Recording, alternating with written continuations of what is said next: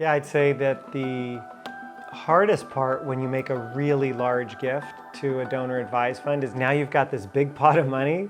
It's so much fun because you can give to all these different organizations and you've already given that money away. It's not yours, it's God's, right?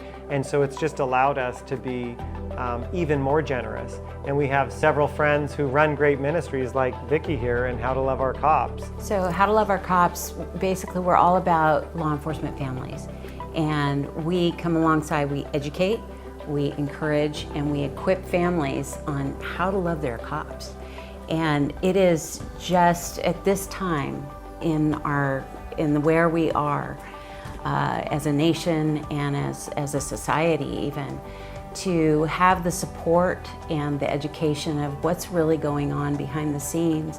And so we've created resources, books and handbooks and videos and events such as conferences and retreats, and then also programs that come alongside and help the law enforcement family. There's a lot of unhealth in the law enforcement community just because of isolation. Isolation's an enemy to health. And so what ends up happening is when we come along and can educate spouses to start getting connected with other spouses, connecting with their own husband or wife, and then we provide the education and training, amazing things happen. When that officer goes to work, that officer's healthy, which means they tend to be a blessing within their organization, and even more importantly, they're a blessing in their community. There's nothing worse than an officer who's exhausted because they're having to work double shifts. They have cumulative trauma, maybe post-traumatic stress disorder, and on top of that, the result of all that is they're struggling at home and they just are living a life of quiet desperation.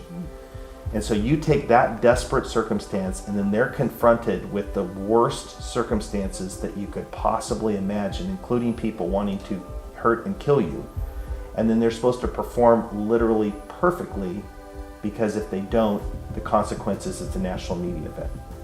So all of that goes back to strengthening the family at home, because we truly believe that it not only has that benefit, but those dollars that enable us to do that and for Vicki to run the organization, it's actually transformative to our country, because we need the ones that are out there to be as healthy and functional and professional as possible. So once we find out what they're doing, how they're doing it, the love that comes with it, I mean, the intentionality of helping all these law enforcement officers and families, how do you not get behind it? Again, Michael and I, surprisingly, we don't come from a law enforcement background at all. We didn't know anything about this. So once we found out about it, we wanted to get behind it. But we can't do what they do. We don't have any of that.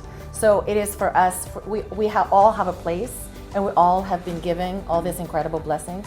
So how do we, Michael and I, not want to support what they're doing while they're helping, all these families? What Michael and Susana have done through their friendship as well as the donor advice funds is really provide not only the fuel economically, but the relationship.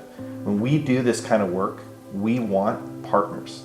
We don't want just people to write checks. We want people to have a relationship. We want them to be able to see what is happening, the lives that are being affected, the lives that are being changed, the lives that are being saved. I love these guys.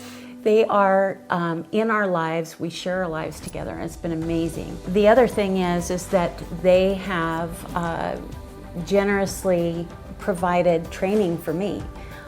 I'm a cop wife, homeschool mom, and I've never run a business nor a nonprofit. They have graciously provided not only the funds, but the people who can speak into me as a leader.